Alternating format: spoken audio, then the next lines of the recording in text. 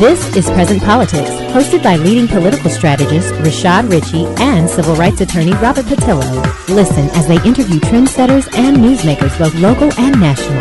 This is our time to talk about political issues that matter to us. Guaranteed to be controversial and always informative. Join us every Saturday from 4 to 6 p.m. only on Love 860 WAEC, Atlanta's inspirational talk radio. You can also listen online at presentpolitics.com. Good morning. Good afternoon. It's Robert, Saturday. wait a minute now. How you gonna jack up the intro like that, Robert? We didn't mess with the intro. Robert, Good morning. Robert. Look, people What were you doing last night, sir? People are listening from around the world. Some places it's morning, some places it's afternoon. That's a way to some clean it up places now, it's lawyer. evening. Lawyer, that's a way to clean it up. We have international listeners here on Present Politics Live. That's what he was referring to, by the way. WAEC. He's referring to the listeners in what I guess China, maybe this morning time. Because of TuneIn Radio and all the other web-based forces, we have people listening from London. We have people listening from overseas. We have military people listening in from the Persian Gulf who we like to thank so much. So yes, it is morning, evening, and afternoon. I don't know if around the jury world. is unanimous, but at least you got a hung jury. Absolutely. Well, good afternoon, everybody. Welcome to Present Politics with your hosts, Rashad Ritchie and Robert Patillo. We have a great show for y'all.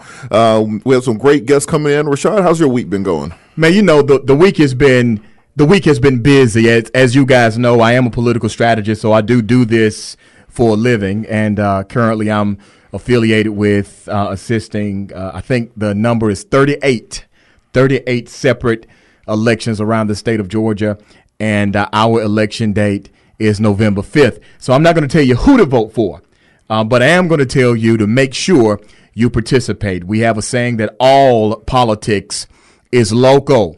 It's local. So make sure that you participate. We got a lot of good municipal races, and we need to make sure that we are voting the right people in and the wrong people out every single time. Now, today I'm going to have on the show a guy named Ted Terry, who's running for mayor of Clarkston, Georgia. Let me tell you what's interesting about Ted Terry. This young man has an ambitious agenda. If he's elected as the mayor of Clarkston, Georgia, which is in DeKalb County, he will be the youngest elected mayor in the state of Georgia. And we're going to talk to him about his platform, why he's had such an ambitious goal this early. And he's a personal friend of mine. We've worked together for many years, and I think he's a great candidate, and I know he would make an excellent mayor. We're also going to have another friend of mine on the broadcast, a friend of both Robert and I, a lawyer, a national lawyer, criminal defense lawyer, Drew Findling. And Drew Findling has represented Shaquille O'Neal. He's represented Gucci Mane. He's represented Victor Hill, who's a good friend of mine as well, and he was the lead lawyer in the Victor Hill trial. And as you know, Sheriff Victor Hill was charged with 37 felony indictments. And as we all know what happened, he was found not guilty. So you're going to meet the man who's behind all of those not guilties today. His name is Drew Findling. He'll be joining us on the program. Absolutely. And also we'll be talking about the news from yesterday that myself, Reverend Jackson, and the Rainbow Push Coalition are filing a federal lawsuit against the state of Georgia. We're going to try to invalidate the state stand your ground law. We're going to be having attorney Harry Daniels on, one of the more instrumental people in helping us put that lawsuit together. We'll also be talking about some of the things going on at the Rainbow Push Conference this weekend. So we have a great show in store for everyone. How was Reverend Jackson doing? I saw him with you guys. You guys were looking strong, Robert, because you were on every single local network. Yeah, you know, in Georgia, and I tell candidates this all the time when I work with them, which is that you can't just send out a press release and expect the press to show up. That's not how it works. You have to build relationships with reporters. You have to keep them in the know, keep them in the loop. You really have to work the media to get them all to your events. But it was absolutely a great event. Reverend Jackson's well. He's actually headed to Africa this morning, so I had to get everything done and get it to him. Literally, I had a one shot at it because otherwise he'll be out of the country for the next few weeks. Well, you guys look great. So we got to put together. You guys look great at that press conference, and I tell you, Robert, I'm proud of you and Attorney Harry, and I saw Vicente there as well. Vicente was definitely there, and you guys are kind of the dream team in the legal world, and I believe that by you suing the governor and the Attorney General, and I have not read the lawsuit in its entirety, but it's already making headlines everywhere. And this is a discussion that we need to have. I believe, just as you believe, that this law is simply unconstitutional. Absolutely, and I think one of the primary things is that if you do a public opinion poll on it, a lot of people say, yes, I support stand your ground. I think that you should absolutely be able to defend yourself. But then when you break down what the components of the law are, that's when it's almost like the Affordable Care Act. When you break down what the portions of the law are, people have a completely different opinion than what they believe the law in its entirety stands for. If you tell people that, well, now with this new law, somebody can shoot you whether you've done anything or not, and then claim stand your ground, and all they have to do is say that you were scary, that I looked at you and I had a reasonable fear, and because of that, I had to shoot you. I had no other choice. Robert, explain the situation to the listeners, how a young man was killed because his music was too loud. Absolutely. There was a case down in Florida for a young man from Marietta. He was in a car of four other young African American males. They pulled up next to another vehicle for older white men. He stated that he told them to turn their music down. They didn't. He said, according to him, this is what he said. He said that when he looked over again, one of them had a gun, and therefore he pulled out his gun and shot into the vehicle and then went home, killing one of the young men, Jordan Davis. The other individuals in the car said there was no gun present. No one ever pulled the gun. But that man asserted stand your ground as a defense. He still is yet to go to trial. But just the fact that can be used as a justification that any action or almost no action can constitute creating a reasonable fear. There was another case here in Georgia where a young Latino man was lost in a neighborhood. And you know how you'll pull into a driveway to turn around and go back the other way? Sure. He pulled into the driveway. There was an older white gentleman sitting on his porch, and the white gentleman pulled out his gun and shot him right in the car. And he claimed stand your ground. He said he thought he was going to be the victim of home invasion. Did he get arrested? He did get arrested. He hasn't gone to trial yet, though. Okay. But that's going to be the defense. That's going to be the defense. And any time you have a set of laws set out there that broad, that ambiguous, and when Attorney Daniels gets on, he's going to call into the show today to explain some of the details of his case, his situation. Whenever you have cases that are so vague, so ambiguous, and when it's a life or death issue, there's no way they can be constitutional. We have a concept called due process, and under due process is the concept of void for vagueness. What due process ensures you is the idea of having a hearing or one notice to hearing. So what is notice? Notice means you have to know what the law is, because it doesn't make sense to arrest people on secret laws. That's just not. That was one of the problems in Europe, one of the problems in England, where our common law came from. That individuals were being arrested and then told what they did was illegal when they had no idea. So there's no notice of a law, then it can't be constitutional. Secondly, is the concept of a hearing. That after you have been arrested for something, that you have an opportunity to explain your case, to go before a neutral tribunal, and then thereafter have an adjudication of guilt or innocence. Well, stand your ground. No one knows what the parameters of the law are. We contrasted some of those cases where stand your ground was used, the shooting of the individual in the car because of loud music pulling into his driveway. We contrasted that with the case of John McNeil out of Marietta. Now, John McNeil is an African-American man. He bought a home, did not get along with the previous homeowner. He pulled up to his house. He saw the previous homeowner on his property. The man had a knife in his pocket. He reached for the knife and started running towards Mr. McNeil. Mr. McNeil kept telling him to stop. Mr. McNeil reached back into the car, pulled out his gun. He tried to shoot into the ground. The man still didn't stop, so he shot him in the head and killed him. Now, to me, that sounds like stand your ground. You're on your own property. You're being attacked by somebody. You verbally told them to stop. They have a weapon. They clearly intend harm against you. McNeil was arrested, convicted, and spent 6 years in prison. That's because he was the wrong color, Robert. Stand your ground isn't meant for black folks to use against that type of situation. You know that. I know that. But you know what? We know that. I agree with that. I agree with that concept. If you look at the overwhelming number of cases, that's the proposition that it supports. But it's hard to make that argument in court. Absolutely. So this is why we depended on the constitutional argument about it.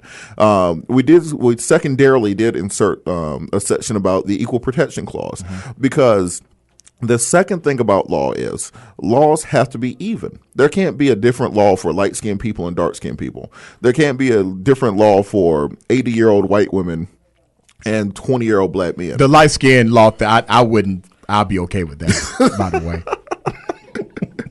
Keep on.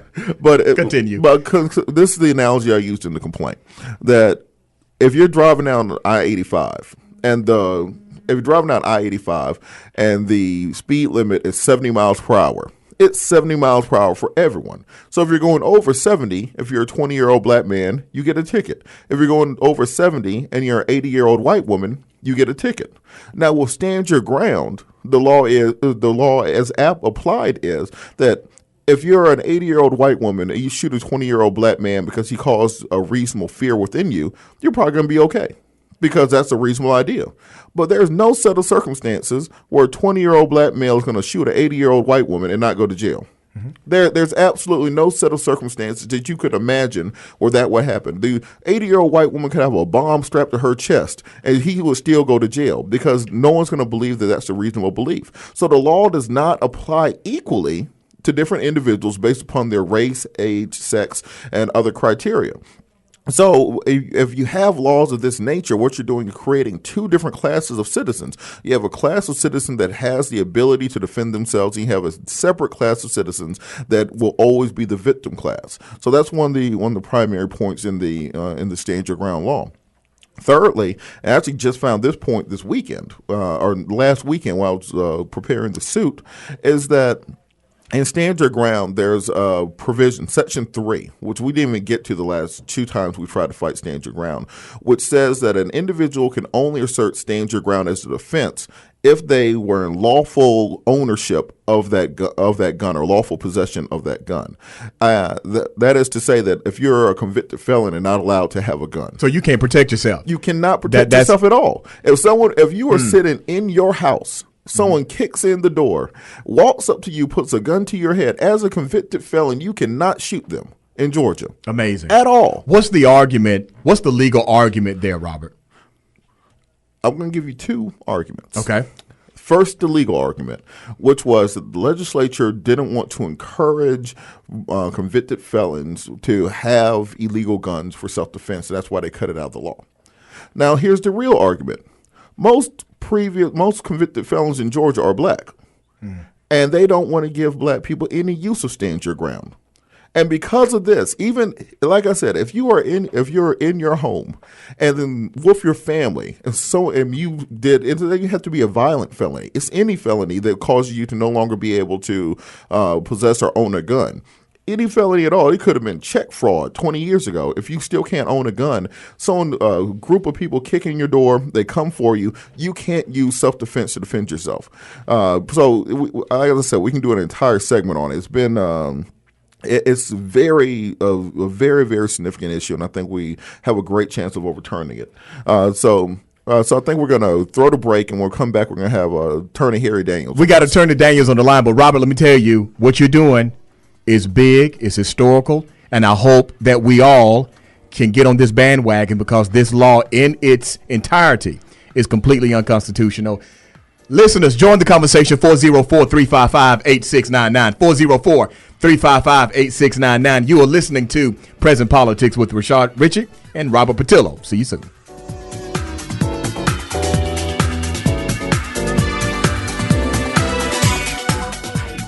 The lawyers of Johnson Hopewell Coleman offer the quality, experience, and expertise of a big firm, but with the personalized, client-centered approach to legal services that only a smaller firm can offer. Practice areas include personal injury, auto accidents, slip and fall, and negligent security, plus on-the-job injury, bankruptcy, family law, business and corporate law, wills and estates, and charter schools. Call today to see Johnson Hopewell Coleman should be your one-stop law shop for all of your business and personal needs. Conveniently located in Decatur, within 5 miles of both 285 and I-20. Call and schedule an appointment right now. 404-289-2244. 404-289-2244. Or go online to jhclawyers.com. The hiring of an attorney is an important decision that should not be based solely upon advertising. Ask for free written information about the firm's qualifications and experience. Hello, this is Aaron Watson, your Atlanta City Council member, Post 2 at Large, encouraging you to register for Atlanta's Cry Wolf false alarm system. It is a free program aimed at reducing false burglary and security alarms at your home and business. When there's a false alarm and Atlanta police respond, they are pulled away from true emergencies. When you register with Cry Wolf, you are saving yourself from paying fines up to $150, and you are keeping our police focused on fighting crime. This is your Atlanta City Council member, Aaron Watson, reminding you to register online at crywolf.us/AtlantaGA or call 1-855-725-7102.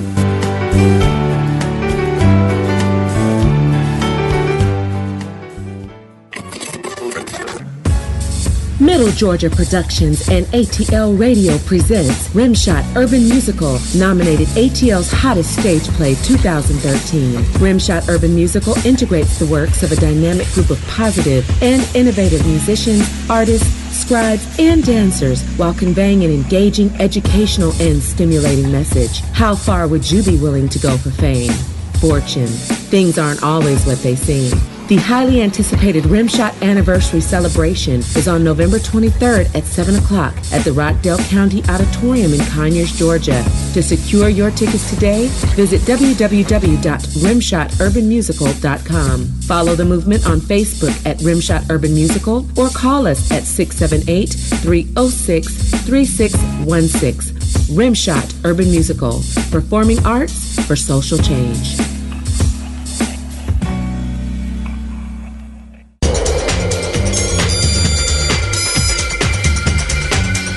Welcome back to Present Politics with your hosts Rashad Ritchie and Robert Patillo. We're still talking about the Stand Your Ground lawsuit that we filed with Rainbow Push yesterday. We have on the line instrumental key figure, one of the rising criminal defense attorneys here in the state of Georgia. We have attorney Harry Daniels on the line. Harry, you there? What's going on, guys? What's happening, man? Rashad, what's up, buddy? Hey, man, doing good, man. It's good to hear your voice, Doc. And, you know, I'm sitting down. I know we had talked about you guys filing this lawsuit and Robert and I possibly taking a tour around the state. And all of a sudden, what pops up? Channel 2, Channel 5, Channel 11. I see attorney Harry Daniels, man. Proud of you guys for doing this, first of all. And secondly, tell me how difficult was it to put a federal lawsuit together against the Attorney General and the Governor of Georgia? Well, I'll tell you this, Rashad. And before I ask that question, I got to let's congratulate Robert. Robert did an absolutely amazing job. I agree. Yesterday, I was just so proud of him. Standing at the podium and answering all those questions, and you can tell that this is something that Robert holds near and dear to him, and the citizens, not only in the state of Georgia, but around the country, should be happy and glad that Robert Patillo is in their corner. I know I am. He did an amazing job. As far as putting together a lawsuit against the governor and attorney general, Rashad, when something is wrong as the current Georgia Stand Your Ground law, okay, it's not difficult putting something on a piece of paper or drafting it. Mm-hmm. The thing is having people being brave and coming forward and say, hey, I am against this law. Place me, put me. I want to be a plaintiff. I want to change this law. I'm harmed by this law. And we were able to get Mr. Herman Lee Smith and the family of James Christopher Johnson out of Coweta County. And I truly believe, there's a lot of polls going around on the internet. What's the chances of this law this lawsuit being successful? And I believe 100% wholeheartedly that this lawsuit will be successful because it is true injury. The applications of this law is not equal. And I was thinking about it, this morning. It's similar to the segregation issues that we had in the 1950s dealing with school segregation and the Brown v. Board versus the Board of Education, how Thurgood Marshall went in and said, you know what, this is the law that you have passed. This is what the law the Supreme Court has held constitutional, separate and equal. But the issues of the application of it is not working. It is not equal. Black children are suffering mentally. Their growth is being halted by this separation. and the Supreme Court ultimately determined that law was unconstitutional. And I believe the Georgia Stand Your Ground law is the same. The law on its face, on paper, hey, you give you a right to protect yourself, defend yourself if you have reasonable fear. But the thing about it is not being applied equally. And that's the problem what's going on. I truly believe this law is going to get invalidated, and Georgia legislation is going to have to come up with a law that protects all people. Absolutely. Now, here and now, I've mainly been speaking about the suit from the perspective of individuals who are who are victims of the person getting shot and the unfair application there. I want you to talk a little bit about the person asserting defense and the unfair application on that side. Say it again, Rob. I'm sorry. Well, kind of talk about a little bit about the Herman Lee Smith case with his unsuccessful attempts of claiming stand your ground as a defense. Okay, Robert. First off, let me start by saying this, and I think I heard y'all talking about this before. Who have a right to make a claim, self-defense? Well, first, everybody have a right to make a claim of self-defense. The issue is here that also, if a person is charged with crime like homicide or any crime, we have a law or provision that this person can be immune from prosecution. However, it's exceptions within the immunity law.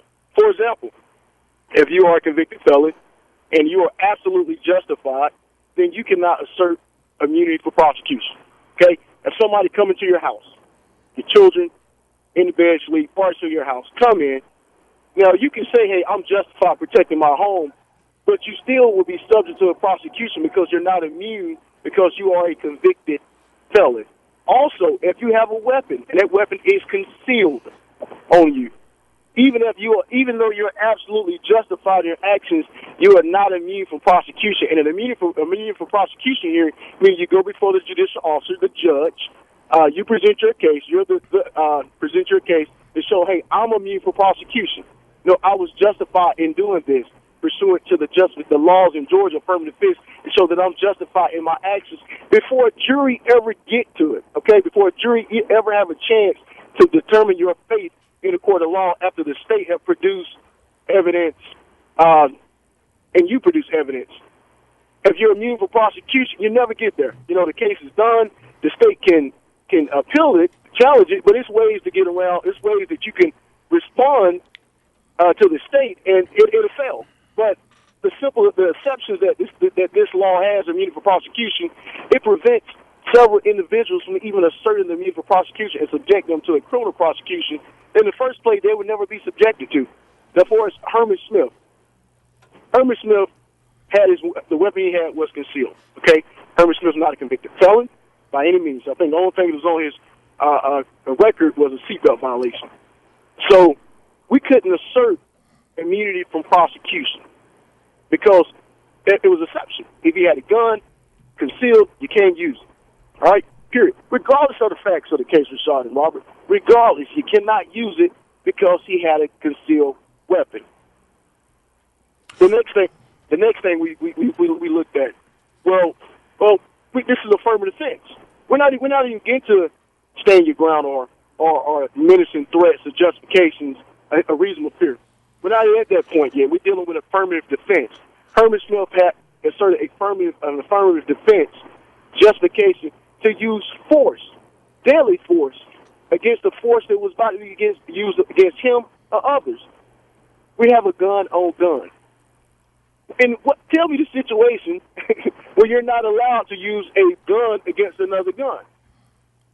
So we had a gun on gun issue. It wasn't a gun on bat, gun on knife, or anything. In fact, the prosecutor in the case, he actually tried to prevent us from bringing in the affirmative defense and saying, well, we use assessors, well, not necessarily to prevent us from bringing in using affirmative defense and self-defense, but saying, well, he's trying to get the jury charge in that Herman used excessive force in defending himself. Excessive force, and he used the case, and the case talked about, the court said, the guy used excessive force in this case, but it was a knife against a gun. And I stood up in court saying, Your Honor, we're talking about a gun. We're not talking about a knife, gun. We're talking about gun here. Okay? And the judge agreed. Is that case on appeal, Harry? Which one? You were just talking about where the young man was convicted and it was gun on gun. But right now, this case is at the point of getting the transcripts to put forth a motion for new trial. Because before you go to the courts of appeal, in all capital cases, goes to the Supreme Court, directly. But all individuals have a right motion for a new trial, and that's where we at right now. But before we do that, we have to get all the transcripts, look at any issues in the case, all the objections was made by myself. Right. So we have to look at that and see what's going on with that before we move forward and do the appellate process. Hopefully, we never get to the appellate process. Hopefully. Now, Harry, it's now we've talked a lot about repealing the law, about changing it. But once the law is repealed, we're going to need to draft a new stand your ground law in Georgia. Even if it's not stand your ground, we need a new self-defense law. As a criminal defense attorney, what would you like to see put into the new law to make it more responsive and better protective of citizens? That's a great question, Robert. Like I said, being a criminal defense attorney, I believe that people have a right to defend themselves when it's warranted. Okay, Rashad, that's very, very important. Right. When it's warranted. Okay, the fact that I have a reasonable fear or a belief to think that, hey, this person may do something. And if you look at the jury charges that was used in the Edmondson case, Adam Edmondson trial, and the charges that the judge agreed to allow to go in was the reasonable fear jury charge, which means it says this, that the person, so long as they have a reasonable fear, they can use deadly force. Okay, so long as they have a reasonable fear. Even if the person who they have a fear of is not even committing an assault at all. Okay, we're talking about if the person is fearful and the person who they're afraid of is not doing anything. And Harry, there is no charge in that type of situation. There's no criminal negligence charge either, correct? The criminal negligence charge, as in, okay, to what type of charge? To my homicide? Right, correct. If they applied that and the individual was not putting them in danger, but they assumed that they were in danger. Is there another charge that they could be charged with, such as, I don't know, I'm not a lawyer, you guys tell me, criminally negligent homicide? Well, that's the frightening thing about the stand your ground law. If you assert it as a defense, you are immune to prosecution. That is the most ridiculous thing in the world. It's not just murder you're immune from. You're immune from murder, aggravated assault, felony murder. You're immune from negligent homicide. You're immune from everything under the sun. Amazing. You're not only immune from criminal prosecution, you're immune from civil liability. So your family can't even file a wrongful death suit against you. You're immune from everything. It's like it never happened. That's what stand your ground does. That if you assert it as a defense, whether you were justified in it or not, as long as the police officer on the scene says, well, they're dead, they look like they deserved it, you can go home. And you're immune from everything. Here's what I don't understand, Robert and Harry, is that the individuals who passed this law and the governors who basically signed off on this law and the attorney general who supports this law, if they believe in the system that they are a part of, why not allow that system to work? Why not allow that judge and jury system to operate? If it was justified, we will hear the evidence and we will believe in the system and we will work it out through the court system. But it's unfair that a law will play judge and jury when someone is murdered. But this is exactly it. Part of putting together the lawsuit was looking at the legislative history behind the creation of the suit, behind the creation of the bill. So what you saw were these senators saying pretty much that, well, when we shoot people, we don't have to want to be bothered having to go to court and stuff. We don't want to have to hire lawyers and go through trials. They shouldn't have to arrest us. When we shoot people, clearly it's justified. So why put them through this extra trouble? I already shot somebody, so now I'm sad. I'm out of all that extra ammo. So why have to go to court? Wow. Why be bothered with that? So that was the idea. They wanted to make sure that if people were justified in using deadly force, that they wouldn't have to then go through a criminal trial. They wouldn't have to have their life ruined by going to court, which makes sense. But if you're going to have that at the back end, that means the front end for asserting the defense needs to be rock solid, lock, stock, two smoking barrels. You have to create criteria in the beginning if you're going to have that big of a immunity. Like for me, I feel like if when we redraft the law, it's going to have to be more than 3 code sections. Well, Senate Bill 396 that Stand Your Ground came from, there are only 3 sections to the bill. It's a very short bill. It's a page and a half. The Affordable Care Act is 2,500 pages? So we're sitting here with a bill that gives you complete and total immunity from criminal and civil prosecution and allows you to kill people based on a reasonable belief. And the bill is a page and a half long. The bill is 4 paragraphs. That makes no sense. That's insane. Well, Robert, let me interject here. I think Reverend Jackson said that this law is giving people incentives to commit murder. Okay? Absolutely. Incentive to commit murder, and they're getting off on it. All right. Now, let me explain something to you that in the trial of Herman Lee Smith, the stand your ground position or the reasonable fear, as his attorney, that my take was that affirmative defense justification homicide clearly here, fits within the parameters of that law and that statute. And this is my thinking. I'm going to let you get inside my head, right? My thinking when I presented this case. Okay? All this evidence that shows self-defense, absolutely self-defense, justifiable homicide. All this overwhelming evidence. I would, in discussing this case with other counsels, at least they would look at the stand your ground and reasonable fear charge that we got and say, you know what? At minimum, he had reasonable fear that this person was going to do harm. In fact, they asked the judge, then they asked the jury charge, then deliberation, as once the state closed, not closed, that if he had reasonable fear, and I think we talked about this before, is he guilty? If he had reasonable fear, is he still guilty of murder? And the answer was no. The charge was there. You must find him not guilty. Not you're authorized, you must find him not guilty. You're authorized to find him guilty if you don't believe so, but you must find him not guilty if you believe so. They ask the question. That is clear evidence. That's clear evidence. That's on the transcript, and that's something that got to be part we move forward with this federal lawsuit in the courts. Clear on the transcript that the jury showed everybody we don't understand it. The application is wrong. It's not been applied right. Okay, and it goes directly to the point that we're talking about here, dealing with this federal lawsuit against the Georgia Stand Your Ground. Yeah, Harry, it was great having you on, and we're going to have you back throughout the course of this lawsuit. We're about to throw the break. We're going to come back with candidate for mayor of Clarkston, Ted Terry. I get his emails about 6 times a day, so that means he's running a great campaign. You're listening to Present Politics live on WAEC Love 860. Robert, I don't know what you were doing last night. We're going to get these openings and closing straight, though. I'm getting it.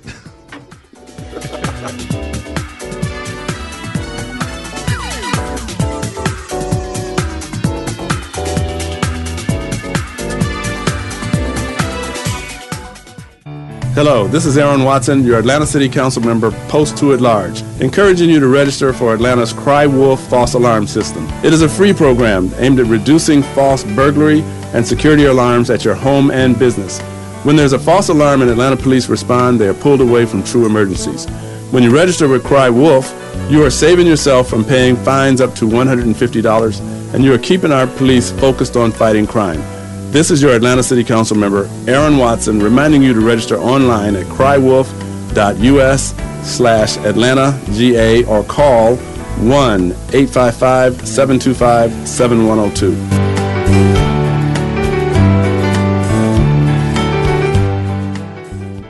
The lawyers of Johnson, Hopewell, Coleman offer the quality, experience, and expertise of a big firm, but with the personalized, client-centered approach to legal services that only a smaller firm can offer. Practice areas include personal injury, auto accidents, slip and fall, and negligent security, plus on-the-job injury, bankruptcy, family law, business and corporate law, wills and estates, and charter schools. Call today to see why Johnson, Hopewell, Coleman should be your one-stop law shop for all of your business and personal needs. Conveniently located in Decatur, within 5 miles of both 285 and I-20. Call and schedule an appointment right now. 404-289-2244. 404-289-2244, or go online to jhclawyers.com.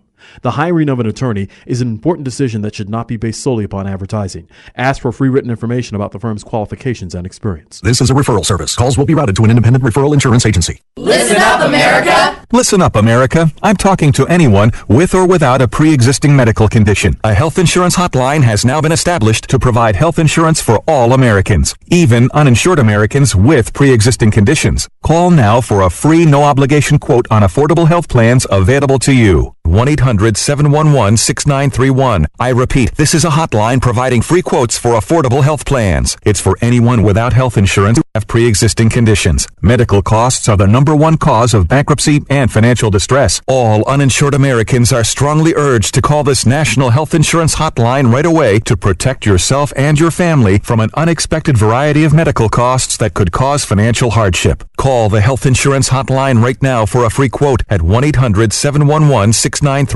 That's 1-800-711-6931. Call 1-800-711-6931.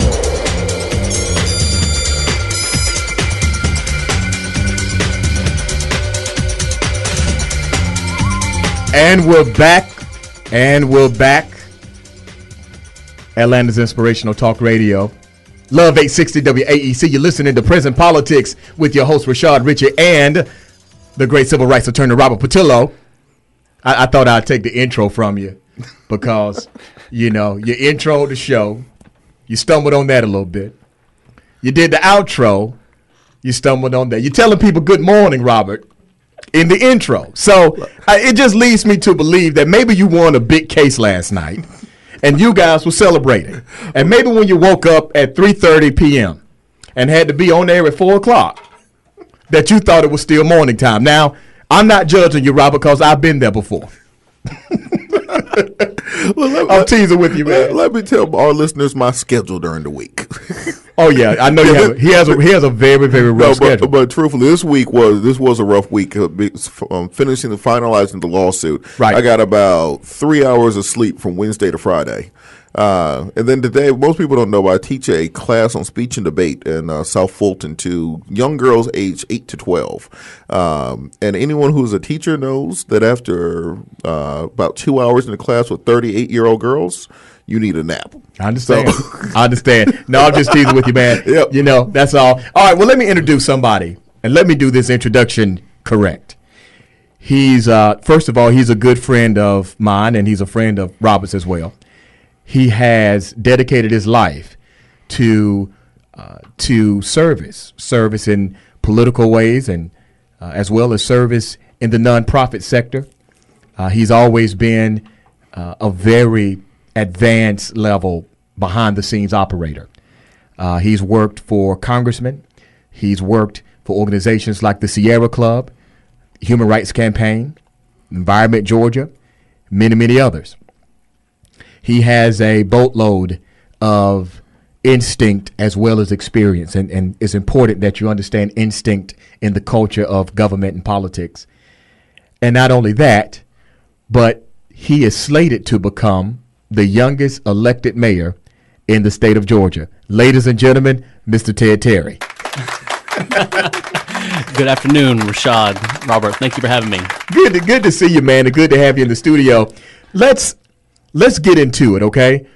What in the world made you want to run for mayor? Period. Why? I mean, you got all these great things going on in your life, and then you want to stop because, as you and I both know, working in politics, once you become an elected official, you become the servant to everybody if you're doing it right. That's right. If you're doing it right. Yes. So what made you say, I'm gonna leave these illustrious types of roles that I already have, and I'm gonna stop and I'm gonna serve my community? What made you say that? Well, like you were saying, Rashad, I've always served my community wherever I've lived, and I'm usually behind the scenes. So I have worked for county commissioners, city councilmen, mayors, school board members at the local level, state reps, state senators at the state level, and a U.S. congressman at the federal level. So over the past almost over 12 years now, I've worked at every level of government. So I've gotten a good sense about how government works. And like many people who live in Clarkston, they weren't born there. However, I chose to live there because I feel like this community represents the best of what America has to offer. We are known, Time Magazine a couple of years ago designated Clarkston as the most ethnically diverse square mile in America. Wow. Over 40 different countries, nationalities live in our 1.1 square mile city, speaking over 60 different languages. And that is partly because we are a refugee resettlement zone for the federal government. Tell me this, because I've read some reports. Some were positive, some were not, and there's some ambiguity as far as, is that program still being applied today in Clarkston? Is it still a refugee program in Clarkston? There is, yes. So we get about, there's almost 70,000 refugees nationwide that come in as part of the program that was started almost 25 years ago. Georgia gets about 3,000 on average every year, so we're about fifth per capita nationwide. Clarkston recently was in the news. He was mentioned by Governor Deal in a speech to the Republican State Convention earlier in March. Along that same time period, there was an unofficial moratorium put in place on new refugees. That's what I heard. Being settled in the actual city limits, but not the zip code. And this is very important because a lot of people, 30021 is the zip code. And if you're not familiar with Clarkston, we're between Stone Mountain and Decatur, right off 285, or the Clarkston Ponce de Leon exit off 285. And so it was well-intentioned, I believe, at first. However, in practice, it didn't really quite make much sense. Now say this. Why do you think it was well-intentioned for the governor to put basically a moratorium on refugees being able to live within the city limits of Clarkston? I think they were basically saying that they wanted to revisit the policies. And, there's some local folks who are saying, well, the refugees are getting more attention than, the American citizens. The good news about a lot of the new Americans, and we call them refugees, but they become new Americans. They get Social Security cards. They get jobs within, 2 months. They get off state aid within 6 months. So they're very self-sufficient. And I would say, and a lot of people would say, that refugees are the best thing that's happened to Clarkston in the past 20 years because they work hard, they don't cause trouble, they don't commit crimes, and they're just incredibly happy to be out of refugee camps, out of war-torn areas, out of places where they were religiously persecuted or ethnically persecuted. Mm-hmm. And I think, as I was saying earlier, America has that welcoming arm for refugees, for immigrants. And we do need to look at the federal policy. I'd like to speak with the state and federal levels once I am mayor to revisit that policy for 2014. The main issue with having a moratorium on the city limits is that if you place someone right outside the city, what we're finding is actually within 3 to 6 months they actually move back into the city, mainly because a lot of their friends or family or their culture's there. And so you can't put a wall around Clarkston, is what I'm saying. What role would you play, yourself and the council, what role would you play in negotiating with the state or the federal government for the refugees that come to Clarkston? Yeah, I think it's just a matter of the type of services we get. And, the main thing that we're finding, especially with our school systems, is that when there's sort of like that age range, and they call them language orphans. And so if you think about going back to, K through 12 school, kindergarten through third grade is language arts. You learn the mechanics of the English language, and then once you get from 4th up to 12th grade, it's just vocabulary from then. Getting refugee families, especially children who are later on in their lives, it's much harder to learn English. And so what I would want to see is more support on teaching English as a second language courses, and not just on a weekend for a couple hours, but we need to have more opportunities for the older and the younger ones to learn English. And once they learn English, they have a lot of skills, as it turns out, a lot of trade skills they bring over from their home countries. All right, so beyond the refugee program, what are some of your plans for Clarkston once elected? Well, number one, I think that we can take a cue from the city of Atlanta, that is, I believe, the 91st city to sign the the Charter of Compassion, which is actually an interfaith idea. I've read it, man. I watched a YouTube clip on it. Yeah, I thought it was amazing. It's fantastic. Yeah, you can, if you just Google Charter of Compassion, you can see the YouTube on it. And it was actually born out of a professor who came out of, I think she's British originally, but she was speaking at one of these TED Talks a couple of years ago. And, recognizing, we said that Clarkston's the most ethnically diverse square mile, but we're also probably the most religiously diverse square mile. We've got a mosque, we've got Baptist church, we've got Methodist church, we've got Hindu temples, Buddhist temples. And the interfaith idea is so unique because as it turns out, binds a lot of the major faith traditions, on earth is the golden rule: do unto others as you would have them do unto you. This is something that Muhammad said, that Rabbi Hillel said, that Jesus said, that Buddha said. If you look at all of the spiritual texts, this is the underlying principle. And so this, to me, is the principle that our city government should base all of their decisions on, that principle of compassion. Now, with that principle of compassion, it's kind of like the leading overall overarching policy. How would you put that into action? How would the citizens tangibly see that if he was mayor? Well, I think it's probably more symbolic than anything. However, I would love to have our middle school and high school students, every council meeting actually just read the charter before every city council meeting, just to kind of remind us, this is why we're here. I would think it brings back a sense of purity to the elected officials that run day to day, to the city manager that runs day to day, to remember you're a servant to all. And exactly. One thing I liked about the Chart of Compassion is that it spoke to individuals who may have issues with bigotry or with tolerance. And listeners, if you get an opportunity, I think you can just go to YouTube and type in Chart of Compassion. Chart of Compassion, and it's about a 2-3 minute clip. Very powerful, very impactful, very understandable. But I think the best thing that it can do is assist with the direction and the type of heart when it comes to governing citizens anywhere. Yeah. I would say that there is a lot of wounds that need to be healed in Clarkston, not just in the refugee community themselves because they come from war-torn areas, but also within the community itself.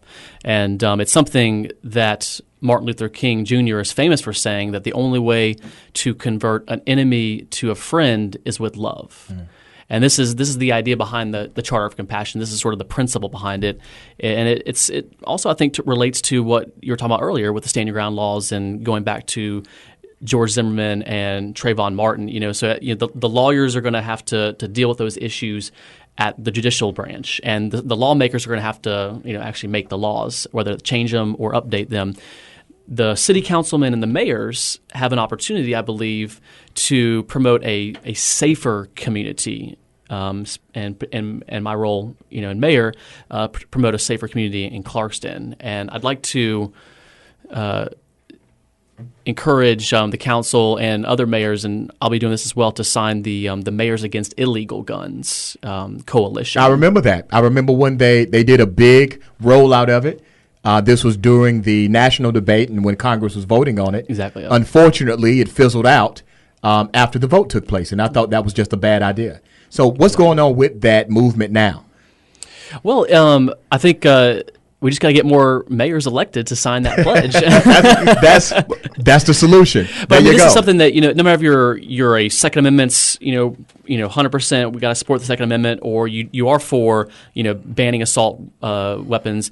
I think most Americans can say that we need to limit, or we need to get rid of illegal guns, and that's not necessarily a problem. In Clarkston, we have had a few violent crimes over the past couple of years. I wouldn't say it's anything that we should be worried about, but what this about is symbolic. Background checks and things like that? Common sense legislation. In the state of Georgia, 40% of the handguns that are sold without a background check.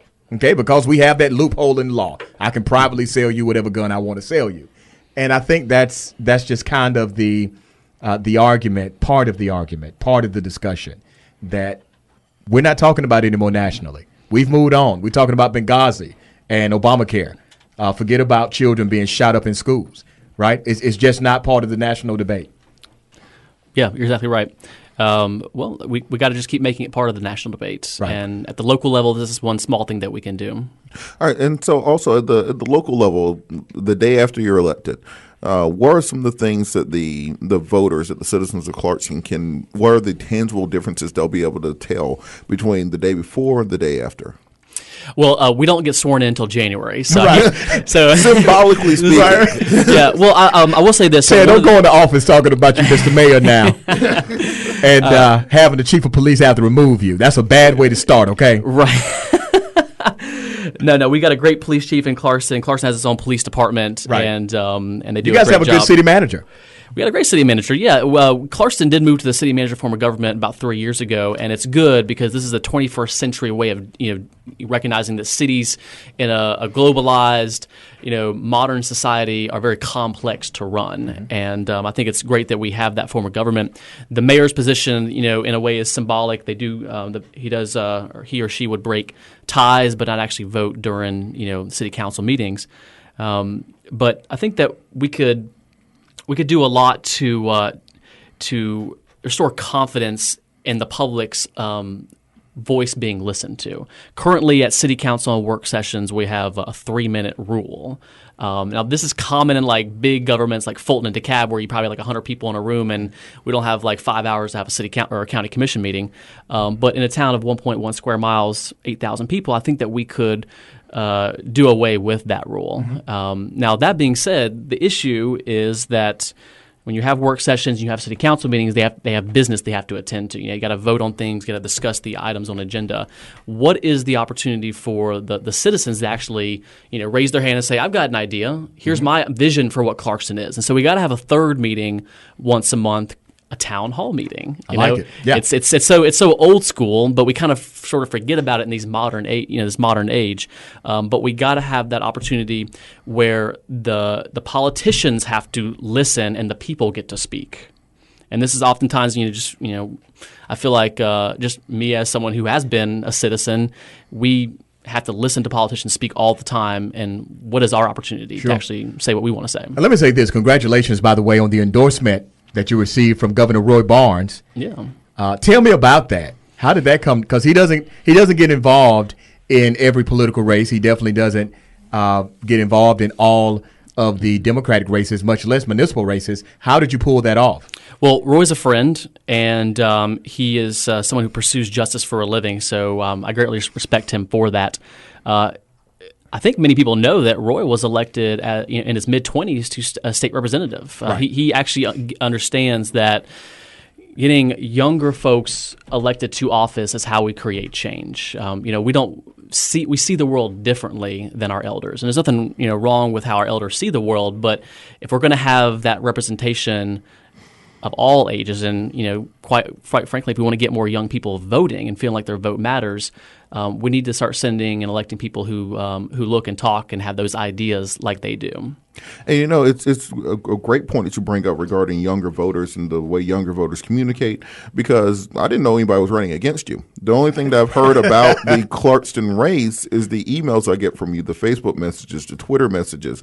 So I think that's something that's really important for other campaigns to understand, that if you have a good social media outreach, a lot of times people aren't going to find out anyone else is even running until they get to the voting booth. Ted Terry is an old pro. Ted knows how to do direct voter contact and go to the picnics and he knows how to do all of that stuff. And I'm sure he's done a tremendous job at it. You've probably spoken to every likely voter maybe 6, 7, 8, 9 times, right? I have knocked on over 1,000 doors in the past 4 months. Everywhere I go, I take my clipboard. Mm-hmm. I take my clipboard with me. He has it right now, by the way. I take notes on every conversation I have. And I released my Ted's 10 ideas for Clarkston on Sunday, 10 days before the election, one idea from now until Election Day. And what I preface that announcement by saying is this is not these are Ted's 10 ideas, but these are not my ideas. These are the culmination of the conversations, the hundreds of conversations I've had with our neighbors and our homeowners, our business owners, and our renters in Clarkston. These are the ideas that they have put forward. And that's why you're doing so well in the polls, Doc. Hicks Evaluating Group did a poll on you. I think they clocked you at over 30%. Yep. You were, and keep in mind, ladies and gentlemen, how many people are running in this race? 3. There are 3 people running. Yep. You're the top runner, according to that poll. Yep. And I'm talking about you're the top runner by a pretty good margin. Okay. Yeah. So as long as you're able to activate your people, I know that this isn't part of a presidential cycle or gubernatorial cycle, but if you're able to continue to activate your people, have your direct contact, and listen to the ideas of the citizens, you're going to fare very well on November 5th. And I'm going to have you back on the radio on November 6th. Oh, good. As the youngest mayor ever elected. People of Clarkston, I was out today knocking on doors. I'll be out all day Sunday, waving signs on Monday and Tuesday, so you'll definitely see a lot more of me.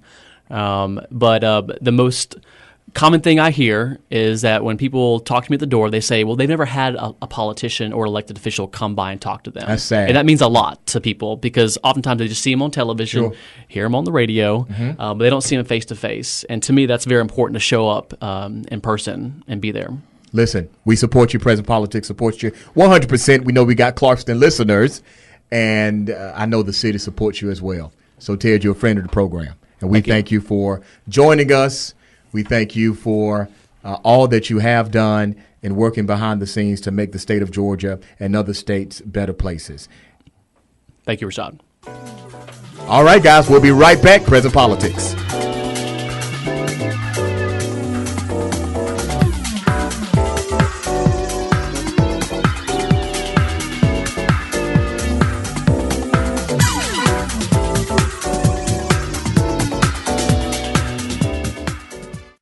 Hello, this is Aaron Watson, your Atlanta City Council member, Post 2 at Large, encouraging you to register for Atlanta's Cry Wolf false alarm system. It is a free program aimed at reducing false burglary and security alarms at your home and business.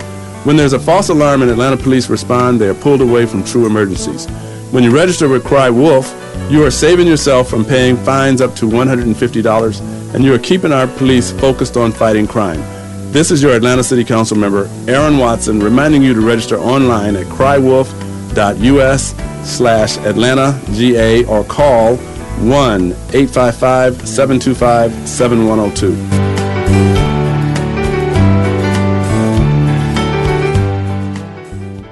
The lawyers of Johnson, Hopewell, Coleman offer the quality, experience, and expertise of a big firm, but with the personalized, client-centered approach to legal services that only a smaller firm can offer.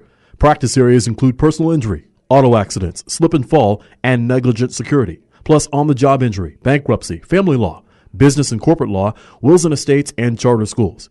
Call today to see why Johnson, Hopewell, Coleman should be your one-stop law shop for all of your business and personal needs. Conveniently located in Decatur, within 5 miles of both 285 and I-20. Call and schedule an appointment right now, 404-289-2244. 404-2244, or go online to jhclawyers.com. The hiring of an attorney is an important decision that should not be based solely upon advertising. Ask for free written information about the firm's qualifications and experience. History, tradition, prosperity, all things that we value in our lives. The common thread that binds us together as family. Identity Guard shares these values. That's why we work every day so that the people who trust us get the level of service and security they've come to expect from Identity Guard. We understand that your plate at times can become pretty full. Jobs, family, responsibilities, with everyone you watch out for, who's watching out for you. Identity Guard makes it easy to keep your personal information private and secure, helping to keep the information that is important to you and your family safe. We're always focused on helping to keep your identity safe, to make your life just a little easier. Go to IdentityGuard.com/action and try Identity Guard's most comprehensive protection. You'll receive 3 credit scores and credit monitoring for 30 days free. The first 500 to take advantage of this offer will also receive a document shredder free. This is an extremely limited offer, so you must sign up now and get your 30 days free to qualify for the shredder. Visit IdentityGuard.com/action. 860 AM WAEC Atlanta. The opinions expressed during the sponsored programs on this station are strictly those of the program hosts, guests, and callers and are not necessarily those of Beasley Broadcast Group, this station, its staff, other advertisers, or agencies. This is Present Politics, hosted by leading political strategist Rashad Ritchie and civil rights attorney Robert Patillo. Listen as they interview trendsetters and newsmakers, both local and national. This is our time to talk about political issues that matter to us. Guaranteed to be controversial and always informative. Join us every Saturday from 4 to 6 p.m. only on Love 860 WAEC, Atlanta's inspirational talk radio. You can also listen online at presentpolitics.com. Man, keep that beat going. I like it. Looking at our producer, Sheldon, he does a tremendous job engineering and producing and all the wonderful things that people behind the scenes do. We just thank you. Big thank you from Present Politics to Love 860. Greg Cooper has to be one of the best general managers in the business of radio. And as I said earlier, we have a star of an attorney on the show with us today. I am proud that not only has he always been on the right side of the issue, I'm also proud to say he's a personal friend. And let me read off just a bit of his resume. He's represented some of the who's who, not only in life of entertainment, but also in political life. Shaquille O'Neal, Dennis Rodman, Jackie Barrett, Morris Brown College, just to name a few.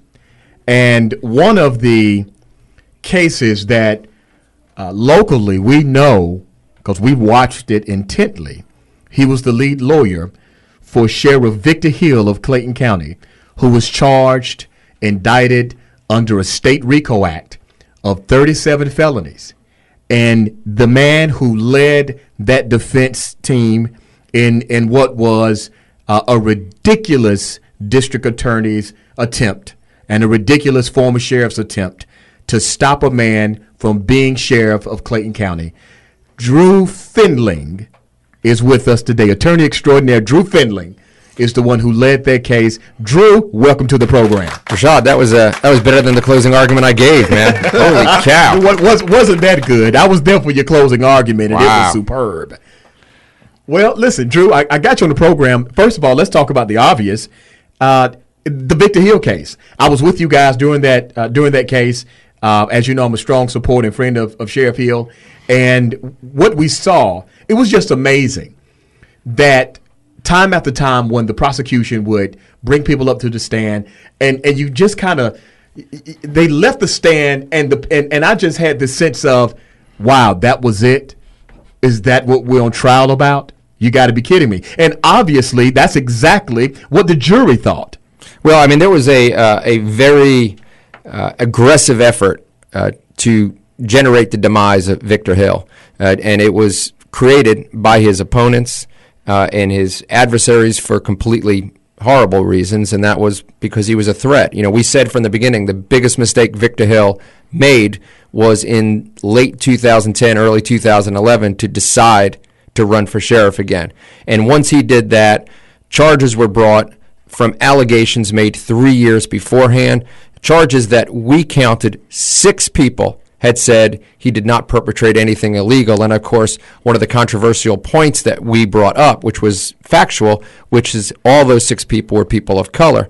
But that seemed to have been an ignored issue and an issue that we felt compelled to bring to light.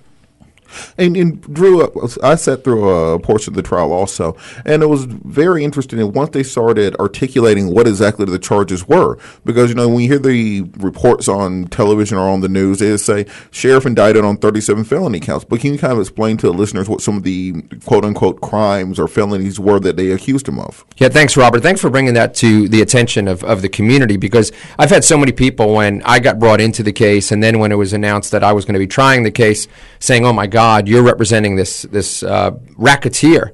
And this racketeer was nothing but a hardworking sheriff who, for his first term, but for the controversy of his first day in office on January 1st, 2005, when he fired 27 people, really did an amazing job. He just had a hard time escaping that first day and what happened and the resulting lawsuits. But essentially, what the allegations were, the lion's share of them were, is after he lost that election, the allegations there were for the final 90 days he had gone on vacation and used county vehicles and used county gas. That really was the lion's share of the allegations. And of course, as most people know, as a constitutional officer, as an officer who is responsible to his citizenry 365 days a year, 24/7, he's entitled to use those vehicles. He's entitled to use that gas because, remember, he never, when he went out of town, ever used a credit card for a hotel or anything like that whatsoever. But he used the same thing that the other 158 sheriffs around the state were entitled to do, which was why we heard from other sheriffs. Right. And we heard people throughout the state saying, if this guy can get charged, holy cow, I can get charged.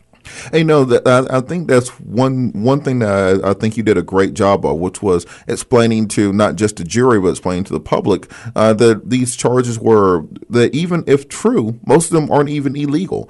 That pretty much this was a political witch hunt, which I think a lot of people who are thinking about getting involved in public office need to understand some of the ramifications that might come with it, that you make a lot of enemies by doing a good job. And I think that was the biggest thing that went against Victor Hill, that by doing such a great job as sheriff, he created a atmosphere where people were willing to do anything to stop him from re-election.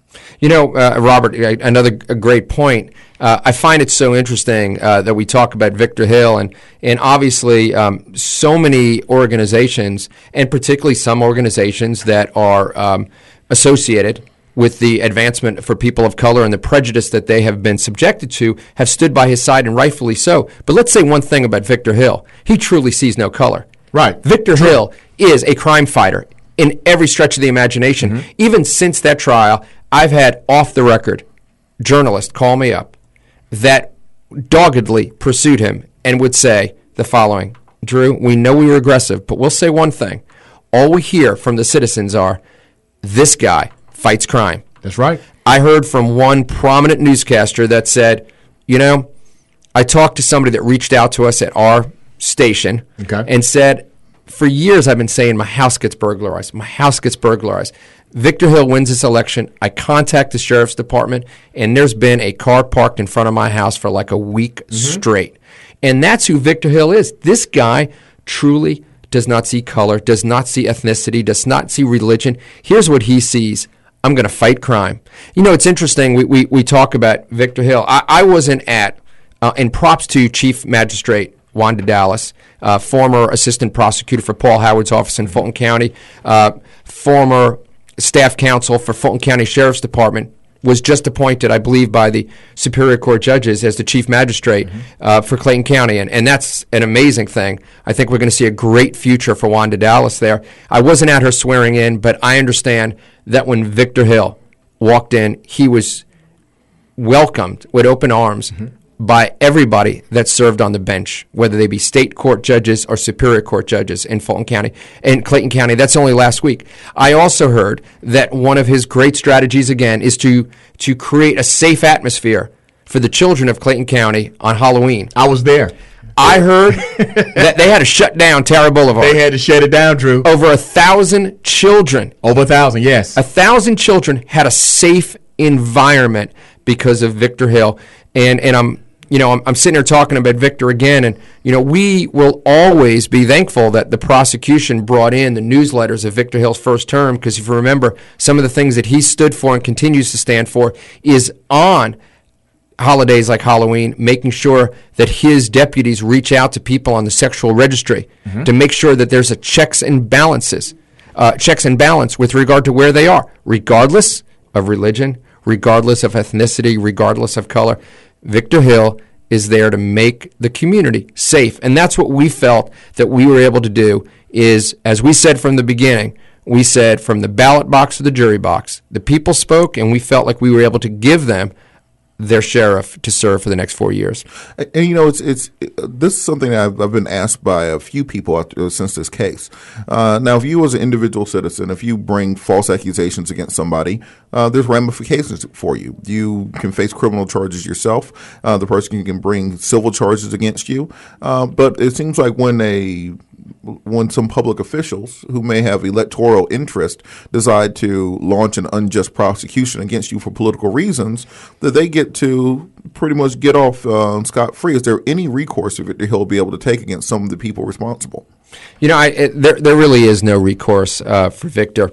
And one of the things that I'll always remember is just not the not guilty verdict, but when we went to his office after the verdict, and we knew that the media was waiting outside wanting to hear from him, and we reached a decision with him, which was that he would in no way address the media, because to do so would be to credit the prosecution, to address it, to justify it. And he just wasn't going to do that. Victor's position since then, and I mean, we've talked, the last time we talked was yesterday at great length, still talking, and that is his vindication is serving the people. I promise you. That's it. He just wants to do his job. And isn't it interesting that nobody hears from him? One of the things that we heard about, and Rashad being, as Rashad said, in full disclosure, my friend as well, and we talked a lot about the fact that when I came on the scene, Victor stopped talking. But what's unbelievable is I have no influence on Victor anymore. And what's Victor's continued position is, I'm not talking. Same thing. I'm just going to, this is my policy. I'm going to protect the people of Clayton County. And he did it admirably. Let me say this. He went, keep in mind, ladies and gentlemen, this guy was facing over 400 years in prison. 400 years. Let me give you some background to Sheriff Hill. He started off, he was a homicide detective. He became the first African-American hostage negotiator that the police department had in Clayton County. This guy was a rising star in the ranks of law enforcement. So what did he decide to do? He decided that he wanted to change some legislation in the state of Georgia so that children could be safer. So instead of working through law enforcement as his only medium, he chose to run as a state representative, as a lawmaker. That's what he did. And guess what, ladies and gentlemen? He won. And you know what else he said? He said, I will not remain a lawmaker because the legislation I wanted to get passed, he got it passed as a freshman lawmaker. So that was it for him. That was his duty, to continue to work in law enforcement utilizing a different medium. So when he left that, he runs for sheriff. Clayton County had never seen an African-American sheriff before, never elected one, and he became the first African-American sheriff ever elected. Now, what did he do? He fought crime. He made some political enemies, but that's the way politics works.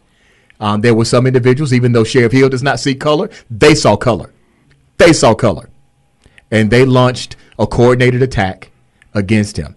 And it's not a coincidence that one of the last countywide white elected officials is the same district attorney that prosecuted this case, sort of. I say that because she was in the courtroom every day, but it was a special prosecutor. All right? It was a bunch of baloney. They were sitting there text messaging each other during the trial.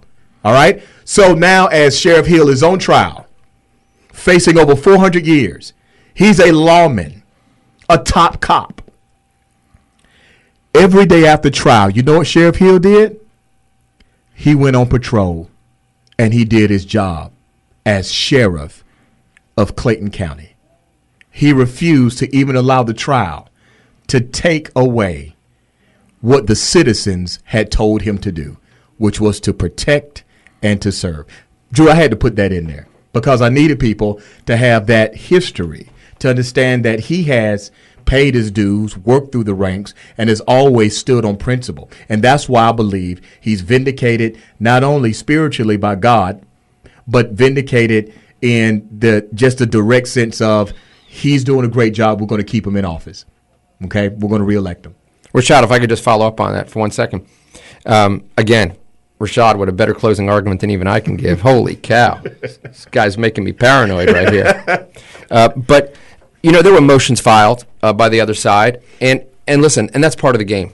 I mean, that's part of the game, and it's what you do, and it's what they should do. And one of their concerns was that he was going to stack the courtroom with people in uniform. He was going to pull deputies off, on duty, whatever the heck it was, they're going to show up there. In fact, he was going to try to wear a uniform. That never entered his mind for a millisecond. If you remember that trial and you were there and Robert was there and so many citizens took the time to come and really watch this amazing justice system every at day. work. Every day. A lot of elected officials as well came every single day. And one of the things that everybody would notice, you, Robert, myself, there was nobody in uniform there. Right. There wasn't a chance in the world that Victor Hill was going to pull somebody that could be protecting the people of Clayton County off the streets so that they can sit there and support him. Now, in contrast, the opponent that he defeated to be the sheriff right now, for 10 months, used up over $400,000 of Clayton County citizens' hard-earned money to follow him around. We heard evidence they pulled. Somebody came in and testified that they were pulled from the fugitive squad so they can follow him around and go watch through him, his trash can. Go through his trash can and watch him go to Burger King and say the target just walked out of Burger King. That person was on the fugitive squad. In contrast to Sheriff Hill, that between 2005 and the end of 2007 was responsible for, the end of 2008 was responsible for 9 of the 10 most wanted people in Clayton County being brought to justice. And still is. Still is. And I think that the issues of the record, the issues of his performance, because I think that I still wonder what the prosecution was thinking. As an attorney, I wonder when you're in a district that elected this person with, 65, 70% of the vote, and now you're going to pull a jury pool to prosecute him from the same people who just elected him with 65 or 70% of the vote. I really do wonder why the prosecution even brought this case. Normally, prosecutors don't want to bring cases they know they can't win. They knew they couldn't win this one. Well, yes, and a great point. And, of course, obvious to all involved, it certainly wasn't a case that we saw brought by the U.S. Attorney's Office, who we normally associate with political RICO cases. And that's curious. But I would say this. I call it the bonfire of the vanity syndrome. That special potential defendant that looks kind of sexy to go after.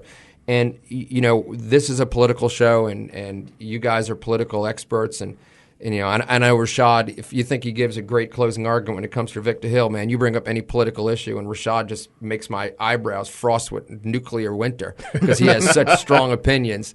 But I'll tell you, folks in that political world, I feel bad for them because they become the easiest targets. Sure. Whether they're Democrat, Republican, state office, whether they're in federal office, whatever it is, if you want to go hunting for them, whether you're in the media, whether you're an opponent, it seems to me you can find something in the gray zone and go after them. And that's some spooky stuff, particularly when we have officials that are sincerely trying to get things done. We may not agree with what they want to get done. They may be on the different political side of the political continuum than us, but they're trying. And it just seems to me, outside looking in, that they're pretty vulnerable. People say to me now all the time, man, where are you politically? And I'm like, look, man, the people that I love that are part of my life, they know where I am. But what matters to me is, and I know Robert can understand this, I'm there to represent the citizen accused that I think has been improperly pursued, and wherever they fall on the political continuum, whatever their color, whatever their religion, whatever planet they're from, I don't really give a darn. I just want to make sure that their constitutional rights are protected and that somebody did not go after them with an erroneous agenda. And on that same issue of the agenda, what do you think needs to be done in Clayton County to prevent this from happening again? It seems like there's never good news out of Clayton County. I can't remember the last time I watched television. They just said something great in Clayton County. But let me say this, Robert. Robert, keep this in mind, because I got to defend Clayton County. Because you live there. Well, kind of. Yeah.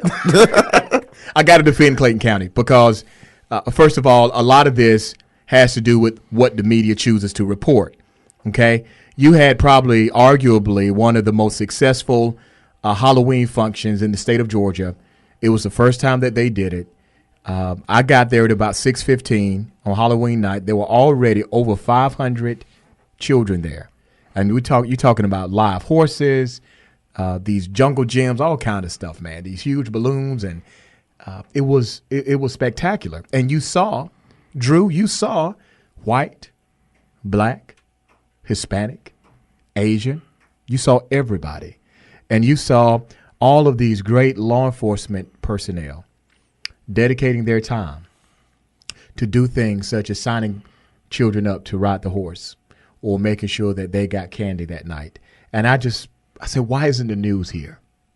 Why is it nobody reporting? Why is there no reporting on this? But that's part of the issue in Clayton County. It's sensationalism. And the media has perpetrated Clayton County in a certain narrative, and they are going to keep with that narrative, regardless of what's really happening in Clayton County. But I'll let you answer that question from Robert. Well, let me start off by saying this. You know, what the public got to see from the Victor Hill trial was really decided by what the press wanted to put on the air. Now, I've heard a lot from people all over the United States that watched it on live stream. I didn't even know it was on live stream. Otherwise, I would have had friends and family around the country watch. But I didn't even know that. But one moment in the trial that everybody associated would agree with, Victor, if you asked Victor, he would say this was top 3. Being found not guilty was number 1. But probably number 2 to Victor, and we talk about this to this day, all the lawyers involved talk about, even the prosecutors, if you ask them, they talk about this moment, was during jury selection. There was a white fella, born and raised in Clayton County. He was obviously a successful businessman, and he was a cyclist. Who knew where this guy was going, right? You're going through the jury, and you hear this about race and that about race. And this guy went on to give a speech about Victor Hill and how Victor Hill changed for those 4 years and how excited he was to have Victor Hill back. Because I'm a cyclist, is what he said. Mm-hmm. And I get on my bicycle, and I ride, and I feel safe again because Victor Hill is my sheriff. And I mean, it was stunning, stunning. When he got done, I mean, the courtroom went silent because everybody was shocked. I mean, my listeners don't know. My hand's up. I was shocked. We were all shocked. This white dude gave the greatest Victor Hill. The only person that gave a better Victor Hill speech than that guy was Rashad Ritchie. And he got done, and he walked out, and he got 2 rows past us, and loud enough for everybody to hear, he goes, "Hey," and we all looked up, and he said, "Good luck, Sheriff." Right. And I mean, I get goosebumps right now thinking about that moment, and I think that goes to what Robert said. It transcends race. Mm-hmm. It's what the guy did. Now, the question is, you know, it's like Rashad says, Robert, it's what gets reported. It's really what gets reported about what people like Victor do in their community and in other communities where we see people that are being investigated and looked at because, look, the press is trying to sell papers, commercials, whatever it is, and they're going to pick the issues that they think are going to stir up controversy, and that may make up less than 1/10 of 1/1,000,000th of 1% of what a community servant does, but they choose not to talk about the other 99.999% of the good things that a respective candidate does, again, no matter where they fall on the continuum. And now one thing that's interesting to me, that we have a district attorney in Clayton County who has failed at a political prosecution, attempted to bring down a sheriff that was supported by 70% of the people in Clayton County, and they're going to be up for election soon. What do you think the people of Clayton County are going to do? She's done. She's done. I don't know how else to put it. That's the simplest form. But I mean, I see signs now saying recall the district attorney. There are signs in Clayton County asking for a recall vote. They're trying to stop it from. They don't even want her to get to election day. Okay, so yeah, I think she's going to have some challenges, and the demographics of Clayton County, they've changed dramatically. She's always kind of hung on by the skin of her teeth anyway, and I think this is kind of the nail in the coffin for her political life. You know, and my take on that is really, I move on to the next case, right? And I really I don't really pay attention to that. I think what she tried to do to somewhat anticipate the issue that Robert brings up is she sought outside counsel. We filed a motion to recuse. Of course, I'll always ask myself, well, why didn't you recuse yourself? And I know Robert knows that prosecutors have to follow the prosecutorial function as outlined by the ABA, the American Bar Association. And one of the things that the ABA's prosecutorial function allows is for the elected official to be recused, but their staff remain available. And so we thought alternatively maybe that would be something. But, again, strategy is chosen by advocates, and that's a strategy that she chose. And, whether she runs again, whether she's elected again, honestly, I don't even pay attention to that. I move on to the next case, and I don't worry about that. However, so much was emotionally invested in Victor's case. Of course, I'm here to hear from him and be excited for him. So when he calls and says, oh, my gosh, I had the most amazing Halloween celebration, and I wanted to let you know, thank you, Drew, because you made that possible. You made it possible for all these kids by how hard you worked for me.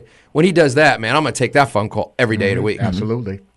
Well, I know we have to go to a break shortly, but I think we definitely want to hear about some of Drew's other and exciting cases. And also I want to find out how he keeps getting these cases because he's the man. Look, I need some of that Shaquille O'Neal, Dennis Rodman money too. I'm trying to figure out how to get on that gravy train. So we're going to throw the break while you're listening to Love 860 AM, Present Politics with Robert Patillo and Rashad Ritchie. We'll see you after the jump.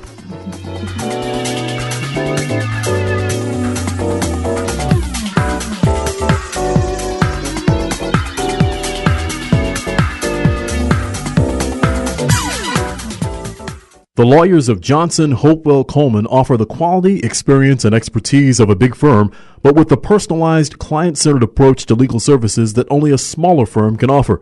Practice areas include personal injury, auto accidents, slip and fall, and negligent security, plus on-the-job injury, bankruptcy, family law, business and corporate law, wills and estates, and charter schools. Call today to see why Johnson, Hopewell, Coleman should be your one-stop law shop for all of your business and personal needs. Conveniently located in Decatur, within 5 miles of both 285 and I-20. Call and schedule an appointment right now. 404-289-2244. 404-289-2244. Or go online to jhclawyers.com. The hiring of an attorney is an important decision that should not be based solely upon advertising. Ask for free written information about the firm's qualifications and experience. Hello, this is Aaron Watson, your Atlanta City Council member, Post 2 at Large, encouraging you to register for Atlanta's Cry Wolf false alarm system. It is a free program aimed at reducing false burglary and security alarms at your home and business. When there's a false alarm and Atlanta police respond, they are pulled away from true emergencies. When you register with Cry Wolf, you are saving yourself from paying fines up to $150, and you are keeping our police focused on fighting crime. This is your Atlanta City Council member, Aaron Watson, reminding you to register online at crywolf.us/AtlantaGA or call 1-855-725-7102.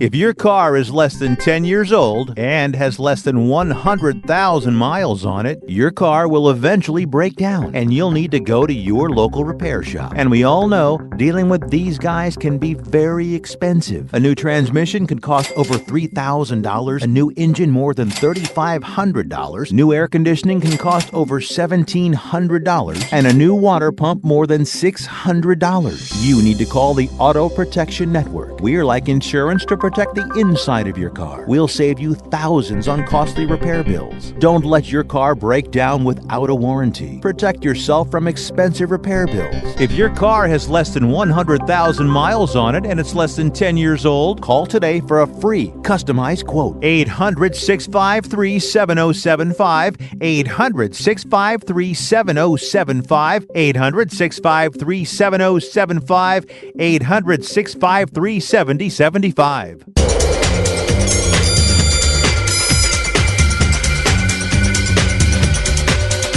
All right, guys, and we're back. Present Politics with Rashad Ritchie and Robert Patillo. You are listening to Love 860 WAEC, Atlanta's inspirational talk radio. And we are continuing our segment with attorney extraordinaire, criminal defense attorney extraordinaire, Drew Findling. And we were talking about his successful defense of Sheriff Victor Hill, who's been doing a tremendous job back at the helm as sheriff, top cop of Clayton County. Let's switch gears, because I named a few people when you first came on the broadcast, and you've defended a lot of very famous individuals. You've defended Shaquille O'Neal. You've worked with Dennis Rodman. Mm-hmm. You've Jackie Barrett. Morris Brown College, and that was just a huge national story around what happened with Morris Brown. But there's someone else that's one of our local entertainers, and I've had the pleasure of meeting him and getting to know him, and I just honestly believe he's a great guy, great soul, is Roderick Davis, a.k.a. Gucci Mane. And you also defend him as well. Can you tell the listeners, because, we know some things happen, right? And right now he's not amongst us in the land of the free, but what's going on with him? And I want the listeners to not be critical, to pray for him. But I want to hear directly from you, Drew. What's going on with him, and what do you see in his future? Well, Gucci's got things going on several levels. And to me, really, he's Radrick Davis. And you've met him. He's Radrick to me.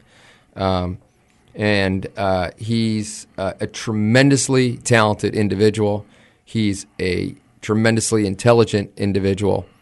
And listen, I couldn't do what he does. I'm like amazed. I can't even finish up Roses Are Red, Violets Are Blue. I freeze. And it's a tremendous art form. And so when I approached his art form, I think before we get to one other issue about him, I think that the general public, and I mean general, I mean everybody out there is always going to kind of have some conclusion because he raps. But in the history of music, whether it's the history of blues, jazz, rock and roll, there's negative connotation. So the general public hears rap star, and they freak out. Now you throw on it the stories about him and the trouble that he's been in, and it makes it even more difficult. And right now he's going through a difficult time. I will say this, and that is he has got a pending case in Fulton County. And that's something I've been working diligently on, along with my associate, Marissa Goldberg, for a long time, and we feel incredibly strongly about his innocence there. We find it more than coincidental that whenever something like this happens, before you could snap your finger, a plaintiff's lawyer shows up and files a lawsuit. Bam! Money. Mm-hmm. Money. And, I remember when I had the good fortune of representing Dennis Rodman and, got together with him about 6 or 7 months ago. He always reminds me of the fact that, when you're in that position, you got to be real careful because you are somebody's potential lottery.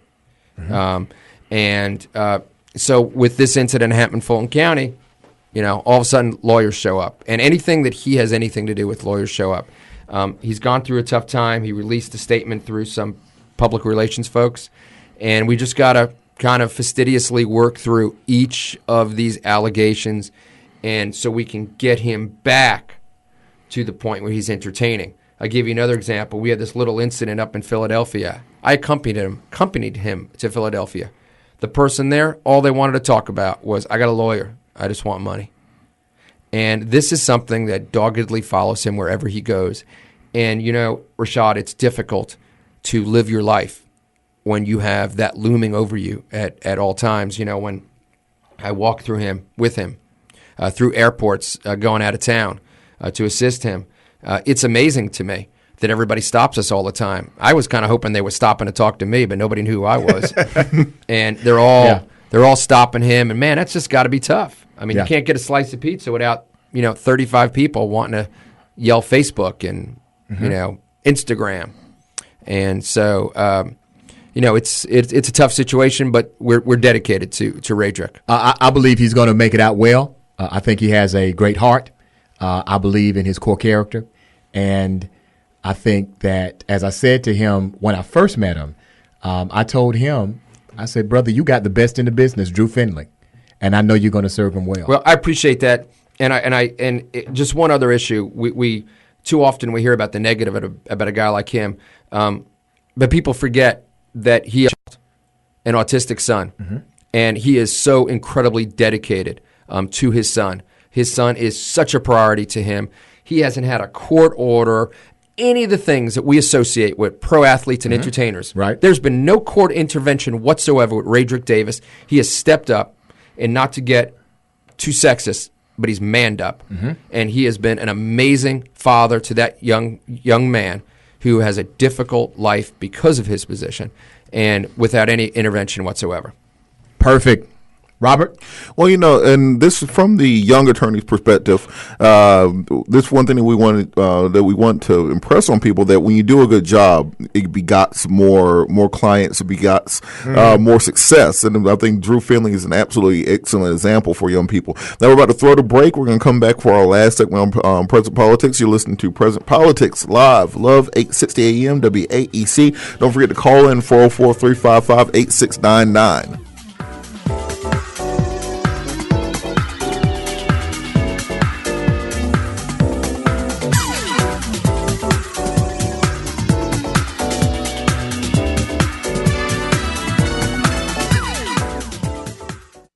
The lawyers of Johnson, Hopewell, Coleman offer the quality, experience, and expertise of a big firm, but with the personalized, client-centered approach to legal services that only a smaller firm can offer.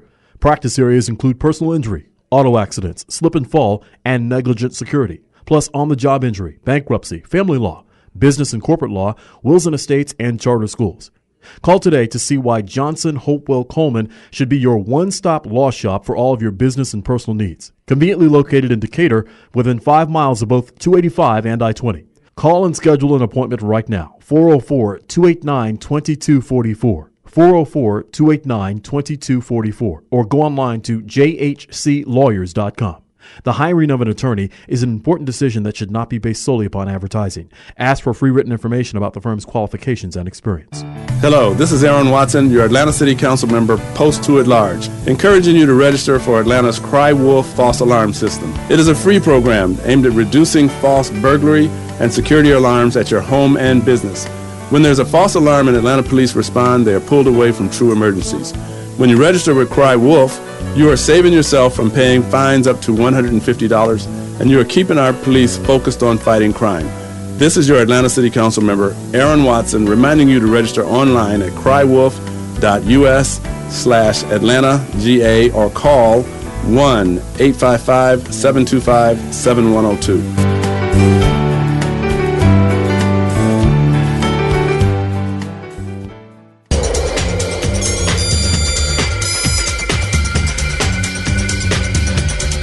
Good afternoon. Welcome back to Present Politics Live on Love 860 AM WAEC. Your hosts, Rashad Ritchie and Robert Patillo, and still joined by defense attorney, celebrity defense attorney, Drew Findling.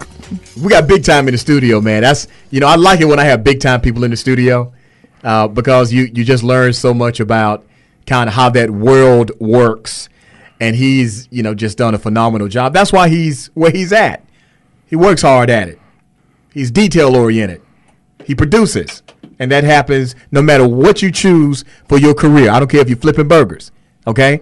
It doesn't matter. If you work hard at it, you do it consistently, detail-oriented, and you produce, you will make it at the top of that career field. And that's what he's been able to do successfully, and we thank him for not only being involved. He's also just a great humanitarian. I know that he's done a lot for his community. He's done a lot for the African American community, and we are proud to have him as one of our allies in this fight that we call life. Drew, if you would, tell the listening audience if they need you. Now, I hope everybody doesn't need you, but if they need you, how can they get in touch with you? Sure.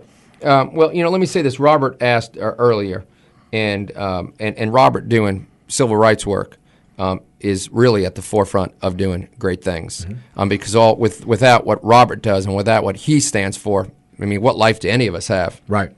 And so I want to just say how appreciative I am of that. And Robert asked the question about the plight of young lawyers. And the one thing I would say is we're going in this profession through a difficult time. Legal advertising, people putting billboards up, really not getting out there and getting in the trenches and trying cases. So I would tell folks when you do this, whether you want to be a lawyer, whether you want to hire a lawyer, get somebody that's has been in the battle before, not somebody that just pays for internet time and gets a billboard, but somebody that fights for you. And I worry so much, Robert, I don't know if you think about this, but I worry about people, whether it's divorces or they're getting car wrecks and they're relying on people. They don't even know what kind of job they do, or they're charged with a crime. And they don't even know the attorneys. They just respond that way. So I would say look for somebody that's been fighting the fight.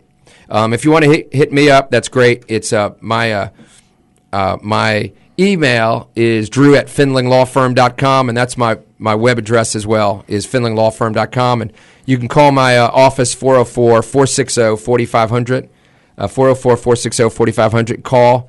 I'm not going to charge anything to talk to you, man. I just want to help. Just give the word, Rashad. That's it. That's it. Because talk about a young guy that's made it. Every time, like, I have my boys that are my buddies, and now my wife says, she looks at the phone, she goes, Rashad. She knows that he's one of my guys. And I got to say this, on the record, to all of Atlanta listeners to know, my wife is insanely in love with Rashad Ritchie's father. I know Pops is smooth, man. Man, I'm going to tell you something. Pops is smooth. I like Rashad. I'm deadly jealous of his dad, man. Yeah, I think Pops put the moves on him, man. He put the moves on my wife, and she responded accordingly. Man, my good friend Drew Findling, thank you for joining us on the program. You always have a voice with us.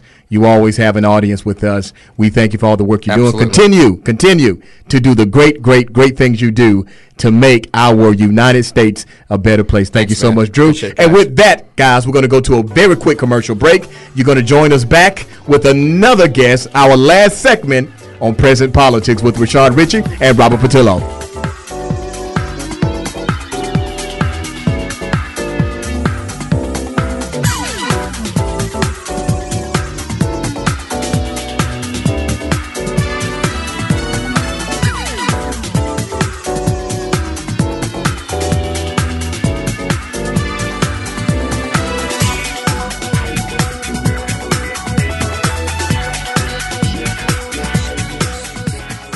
Hello, this is Aaron Watson, your Atlanta City Council member, Post 2 at Large, encouraging you to register for Atlanta's Cry Wolf false alarm system. It is a free program aimed at reducing false burglary and security alarms at your home and business. When there's a false alarm and Atlanta police respond, they are pulled away from true emergencies. When you register with Cry Wolf, you are saving yourself from paying fines up to $150, and you are keeping our police focused on fighting crime. This is your Atlanta City Council member, Aaron Watson, reminding you to register online at crywolf.us/AtlantaGA or call 1-855-725-7102.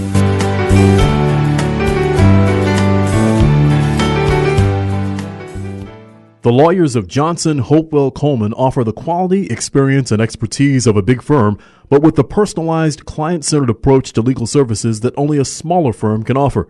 Practice areas include personal injury, auto accidents, slip and fall, and negligent security, plus on-the-job injury, bankruptcy, family law, business and corporate law, wills and estates, and charter schools.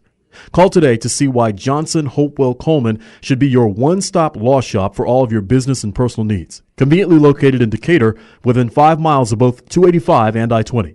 Call and schedule an appointment right now, 404-289-2244. 404-289-2244, or go online to jhclawyers.com.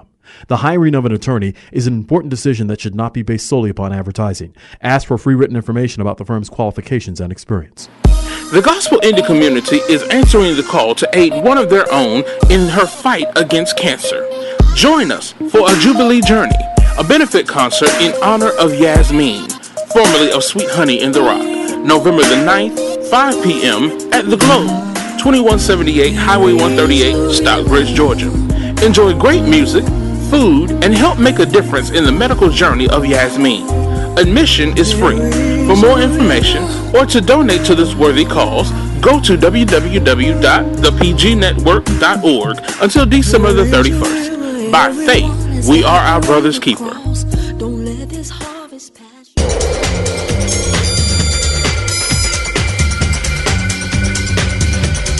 Welcome back to Present Politics, live on Love 860 AM WAEC. Your host here, Robert Patillo and Rashad Ritchie. Rashad, we have one more guest today. We do have one more guest, and listeners, we always try to do something on our show where we're able to give back, and we can have individuals on here like Drew and others who are in a position to help you with legal issues, to help you with informational issues, to help you with some of your needs business-wise. And today I have a very special, very successful young lady named Candace Bazemore, and she has made a very successful career out of working in the fields of social media and marketing consultant, as a marketing consultant for businesses, organizations, and women. And women. She's marketed herself and has these kind of like 7 key tactics to social media success, and she's just done a tremendous job with her craft. And what I want to talk about, and Candace, welcome to the program. Thank you. What I want to talk about is, first of all, why is it important for a business, and we can say business in many forms, business, political campaign, issues-based campaign, personal branding. Why is it important that they have a strong social media outreach? Okay.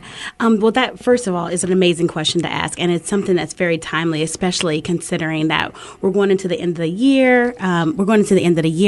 Businesses are trying to kind of ramp up, and most businesses and organizations do the most of their business going into the end of the year. So one of the great places to grab your next customer, your next client, and your next follower is through social media. And you want to make sure that you have a strong program in place, because if you're not talking to your customers where they are, which is on social media, then you're losing it to another organization, another business, another person who is actually speaking to them where they are. So that's the most important reason why you need to be on social media, because if you're not there, then your competitor definitely is, and they're going to grab your business. You know, there are, and I know a few of them, there are some older, more mature individuals. They simply do not believe in the power of social media. Okay? They just don't believe in it. They've been doing, quote unquote, just fine without it. I want you to give us some of your empirical evidence, of how social media has been able to positively affect issues-based campaign or even a corporation or business. Nonprofit. That's a really good, and actually, testing and measuring and being able to track information is probably the biggest reason why, if you're not on social media, that you should be there. So when people say, I'm not there, I don't think it's important, I make it just fine without that information, I usually try to tell them you're operating with a blind side. You're basically you're walking down a path and you don't realize it, but other things are building up against you. And I really tell them it's very to be very cautious, because not having a profile or not having these social media presences out there hurt you in the long run. Because one, it's going to take you a long time to adapt to these new platforms if you don't have it. The biggest thing that I tell people is if you want to look at how someone can be successful, and especially one of the ones that I definitely run into a lot are like churches and smaller organizations that work directly in the community. What they do is they think that, well, I'm already doing like phone calling trees. I'm already just got a website. Our customers meet us in person. What is the need to have this social media presence? And what I tell them is the biggest thing about it is you're missing the ball. It's the best example I can give you is, if you hadn't been on radio when radio came out, I'm sure there were people who said, why should I even start investing in advertising on the radio? Well, think about a car dealership when radio first came out and they were trying to bring people into their dealerships. The first thing they did was say, hey, come and check us out. You're able to then connect with those people you never would have been able to. So if you're trying to share your message and you're trying to do it effectively, and a lot of times these people who don't want to adopt it are doing it because they don't want to do it because they don't have budgets to do it. This is the least expensive way. Right. It's not a tremendous amount of overhead. And listen, anytime something is new to someone, there's always this period of adaptation. Oh, yeah. And truthfully, the reason why we don't adapt to cultural shifts is because we're afraid of them. We fear them because they are simply unknown to us. Yeah. I'll give you a couple of examples. One, Robert, you know about this. There's an old preacher joke that's actually very true. Many years ago, when churches operated and houses operated without toilets, we still had outhouses. We had outhouses, guys. That's what we had in America. There was this movement to put outhouses inside of buildings, i.e. churches. And there was a deacon. He stood up. He said, now, I've heard about everything in the world, but in all of my 88 years, I have never heard you wanting to put a crap house in the Lord's house.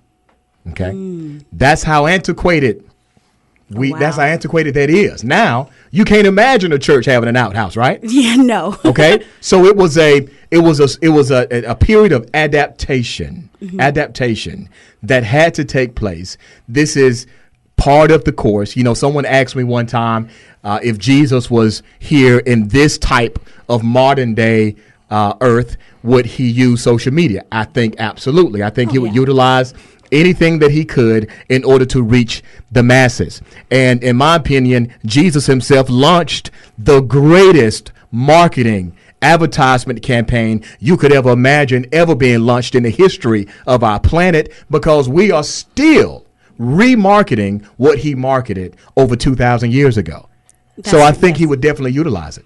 And I'm talking to some of my preachers that listen to our program. Brother, get off of it. Get off of it, brother, sister, madam pastor. And you know, I think one of the big issues with organizations and groups adapting to social media is the consistency that's needed. You know, especially with different people who aren't necessarily used to social media, it's hard to remember to tweet and Facebook and Instagram and Hootsuite every day.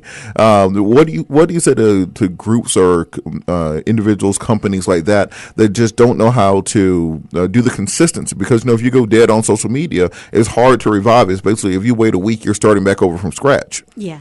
Well, I mean, I tell people the same thing you tell someone about how do they eat an elephant. Eat it a little bit at a time. That's how you do that. So you want to look at, I always tell people, you know, begin where you are. You know, what do you have in place? What marketing are you using already? And then how can you adapt that particular marketing onto the web, onto social media? And it's actually pretty easy to do. I mean, think about how churches right now, because you use churches as an example, I'll go back to that one. So, you know, every week they produce a bulletin for their church. So how hard is that to make that same bulletin that obviously has to be produced electronically and post it on Facebook and post it on Facebook? That's your first weekly post. Then you begin there, and then you break it down from there. Now, I don't know very many churches that don't have a young people's group. Right. Why don't you put those people to work? They definitely understand the technology, and then pair them with someone in the ministry that is the next step up. Maybe someone in the singles ministry or the couples ministry may also have events or activities they love to share, and then that's their foray into actually building a social media profile. And they don't have to be everywhere instantaneously. I recommend that especially for a small organization with a small group of people to devote to these activities, to start with Facebook and to start with Instagram. One that gives you a visual presence, and because Instagram has actually been purchased by Facebook, they integrate very well together. So you can syndicate, and that basically means publish in one place and then also publish in other places simultaneously. You can syndicate a post that you make on Instagram directly into your Facebook profile seamlessly. And it's so easy. I actually did it walking into the studio. So I've already posted on through Instagram. I posted on Facebook. I posted on Twitter, and I posted on Foursquare. So I did all those things, and it only took a matter of seconds. So it's actually pretty easy to do. You know, I think that's another one of the daunting points of it that newcomers have, which is there's just so many they don't know which to use. Yeah. You have your Facebook, Twitter, Instagram, Foursquare. You got Tumblr, you got Flickr, you got Google Plus, Google Plus, and those are just the mainstream ones. Those are just the mainstream ones. Hundreds of other ones that are out there. Subgroups and subgroups and subgroups. How do they know exactly where to start and where to put their energy and resources? Well, and I tell people, so when I said before, you know, begin where you are, and then also begin where the people that you plan to reach are. So if who you're going after are people between the ages of 30, or 25 to 50, Facebook is a great place to start. They're definitely there. Young people are also there as well as older, and it's probably a pretty easy system to start with. If your long-term message is something that needs to get out to younger people, I'd say go after Twitter. And then if you're really trying to get out more of your visual messaging, like I said, Instagram is really good, and it's a way to make it pretty simple. But I always say, just do a quick questionnaire, out to the people that you plan on reaching. Just say, hey, where are you right now? What profiles are you using? And that's pretty much the easiest way to then build up where you want to go. And now once you have the profile set up, once you're now getting the consistent content out there, what would you suggest for the ways of increasing your followers? That's always, people, you get your invites about 800 times a day. Like my page. Yeah. What people are always asking, what do you do to get more likes? What do you do to get more followers on Twitter? Well, first I want people to remember it's called social media. So it's just like how whatever you use to be successful in socializing in the real world, that's the same way you would use to be successful socializing online. So if I want to socialize with my friends, I may get together or I may call them. So that's like making a post or having a social media event. So that would be a get together. If I want to, if I want to let my mom know, what happened in my life, where am I going around, I may share a picture with her through email. But instead of doing that through email, I would post it on Facebook, on Instagram. So, just think about how do you build a relationship in the real world and then figure out the best way to adapt that into the social media world. And then that's the best way to make it very simple. Because, don't go and look at, say, what a huge organization is doing either. I would also say go and look at some other examples, because that's the best way too, to learn from what someone else is doing that's successful in your same space. That's another way to go after it. But I would say just begin by looking at how your real world works and then figure out how to make it virtual. All right, and now how can people get in contact with you if they want to use your services? They want to, they've heard you on the radio and they need you. How do they get in contact with you? Okay, I try to make it pretty simple, and because I'm an early adapter of social media, you can pretty much look up on any type of social media and find me at The Candace B. So I'm The Candace B on Twitter, I'm The Candace B on Facebook and on Instagram. So you can definitely find me there. You can also go to my website. It's www.thecandaceb.com. And you can also email me at thecandaceb. That is great branding. Robert, do you have all of that? Let me tell you what our social media outreach is. Okay. It's a company called Robert Patillo Incorporated. Okay. Okay. And Robert tells me what's going on in the social media world. Now, I do a little something. Okay. All right. I know how to post on Facebook. You know how to post. And good. that's okay. it. Yes.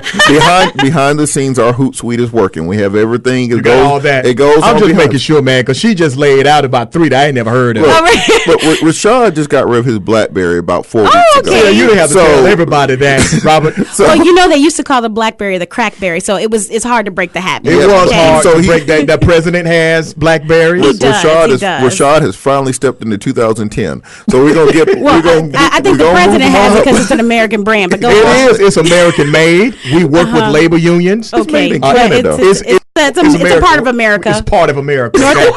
The North American Free Trade Agreement allows for it to be made there. Bam. You know what? This Preach it, Reverend. Okay. I'm glad we're got to this point. But this has been an outstanding show. Yes. 2 hours always flies by. I'm so glad for all of our guests. Everyone. We had Drew Finley on. We had Ted Terry. We had Harry Daniels on. We have our wonderful social media consultant. Also, give your information one more time. My name is Candace Bazemore, and you can go to www.thecandaceb.com, and then you can also follow me on Twitter at TheCandaceB.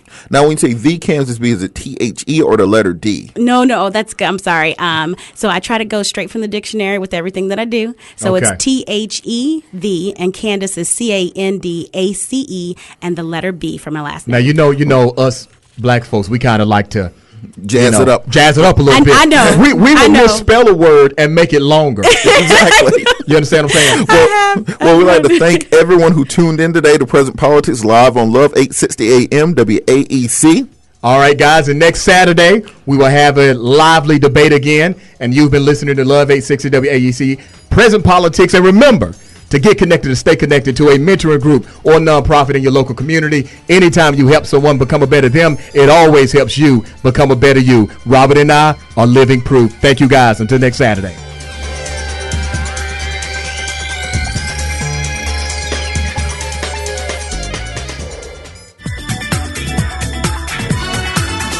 You've been listening to Present Politics with Rashad Ritchie and Robert Patillo. Join them next Saturday from 4 to 6 p.m. as they cover the present politics that affect our local, state, and national communities. For more information, go to presentpolitics.com.